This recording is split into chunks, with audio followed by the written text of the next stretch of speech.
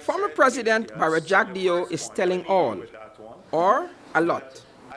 At his office last week, the leader of the opposition took time to detail how much of the corruption was done by certain PPP government officials. It means knowledge of the engineer's estimate comes at a premium. People were paying for this information, and therefore they were getting an unfair advantage.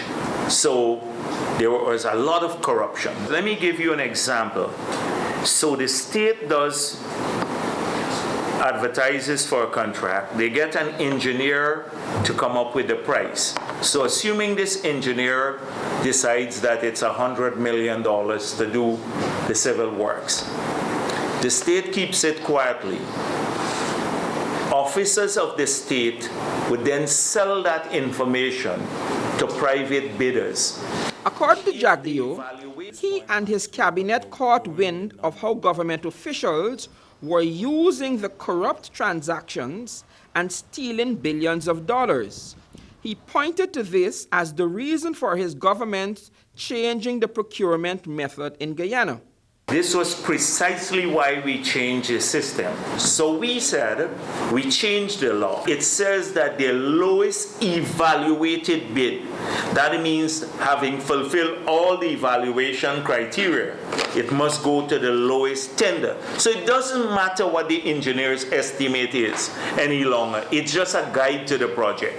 So selling the engineer's estimate does not really help you anymore. The PPP General Secretary accused the Granger administration of returning to the old and corrupt format of procurement. The opposition leader then promised that the PPP government would prosecute those who are now illegally awarding these tenders. This is what they have returned to.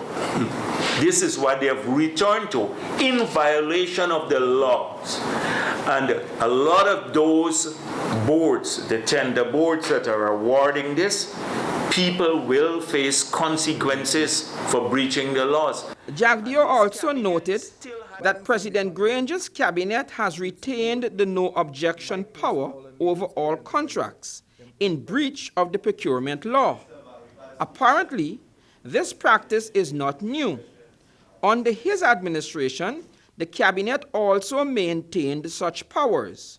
When Channel 2 Headline News asked the former president why this was so, he answered, "We said they will maintain a no objection rule, but should the cabinet disagree with the recommendation and it withholds its no objection, it must state why. And it cannot change the recommendation. It must send it back to the tender board with an explanation." At that time, many of the critics of the PPP thought that the process was just another way for corruption to be facilitated at the cabinet level. For Channel 2 Headline News, Wendell Jeffrey. Thanks for watching Headline News. Leave a like or a comment below. And for updates on the latest news happening in Guyana, click the subscribe button.